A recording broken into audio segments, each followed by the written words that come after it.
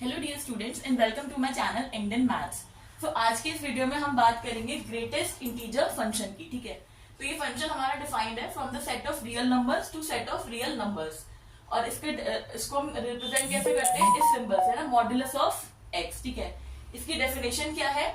It assumes the value of the greatest integer less than और equals to x. ठीक है, मतलब ये कहना क्या चाह रहे हैं कि आपको इसके नाम से कंफ्यूज नहीं होना है। इसका नाम है ग्रेटेस्ट इंटीजर फंक्शन, बट ये वैल्यू कैसे अज्यूम करता है? लेस देन और इक्वल टू एक्स। मतलब अगर आपका x एक इंटीजर है तो उसकी वैल्यू सेम वही हो जाएगी। ठीक है, जैसे f अगर 2 है तो उसकी वैल्यू 2 ही हो जाएगी। अगर x आपका 3 है तो उसकी वैल्यू 3 हो जाएगी। लेकिन अगर आपका x इंटीजर नहीं है तो उसकी वैल्यू क्या होगी? लेस देन 2x, यानी x से लेस देन जो भी इंटीजर होगा वो उसकी वैल्यू हो जाएगी। ठीक है, जैसे कि अगर आपका x -1 और 0 के बीच में आता है, ठीक है, तो -1 और 0 के बीच में कोई भी नंबर आएगा तो उसकी वैल्यू क्या होगी? -1। अगर x आपका 0 और 1 के बीच में लाया करता है तो उससे स्मॉलेस्ट इंटीजर क्या है? 0।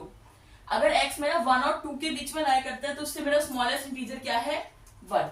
2 और 3 के बीच में लाया करता है तो उसकी स्मॉलेस्ट इंटीजर क्या है? 2। ठीक है, तो फॉर एग्जाम्पल अगर मेरा x जो है वो माइनस का 3.5 है, ठीक है, -3.5 का मतलब क्या हो गया? -3 और -4 के बीच में लाया करेगा तो नंबर लाइन पे या रियल लाइन पे जो भी लेफ्ट साइड में इंटीजर आएगा आपको वो वैल्यू लिखनी है। तो -3.5 के जो इधर कहीं पे आएगा तो उसके लेफ्ट में कौन सा इंटीजर होगा? -4। अगर f मेरा 2.5 है, ठीक है, तो 2.5 कहां पर आता है? 2 और 3 के बीच में, तो उसका लेफ्ट इंटीजर क्या है? 2। तो आपको बेसिकली माइंड में ये रखना है कि जो भी लेफ्ट में उसकी इंटीजर होगा आपको वो लिख देना है। ठीक है, तो वो आपका क्या हो जाएगा? Greatest integer function. ठीक है, इसका हम ग्राफ भी देख लेते हैं।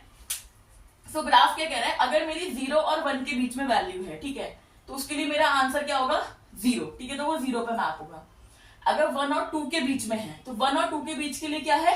1। ठीक है, लेकिन जैसे ही मेरे फंक्शन में वैल्यू 2 होती है, ये जो आपका ओपन सर्कल है इसका मतलब ये है कि 2 पर वैल्यू 1 नहीं है। ठीक है, 2 पर वैल्यू क्या है? 2। ये क्लोज डॉट रिप्रेजेंट करी, 2 पर वैल्यू 2 है। सिमिलरली अगर आपका 0 और -1 के बीच में फंक्शन है तो इसकी वैल्यू क्या होगी? इधर लेफ्ट वाली वैल्यू यानी कि -1, तो ये -1 पे मैप होगा। -1 और -2 वाले -2 पे मैप, -2 और -3 वाले -3 पे मैप। ठीक है, तो ये हमारा इसका ग्राफ होता है। अगर हम डोमेन और रेंज की बात करें तो domain is the entire real line. ठीक है, पूरे रियल लाइन के लिए डिफाइंड है। और रेंज क्या होगी? सब कुछ एक इंटीजर्स पे मैप हो रहा है, तो रेंज हमारी क्या है? Set of integers. So I hope ये वीडियो सबको समझ में आया होगा, यूजफुल लगा होगा। So please do like, share and subscribe to my channel. Thank you so much.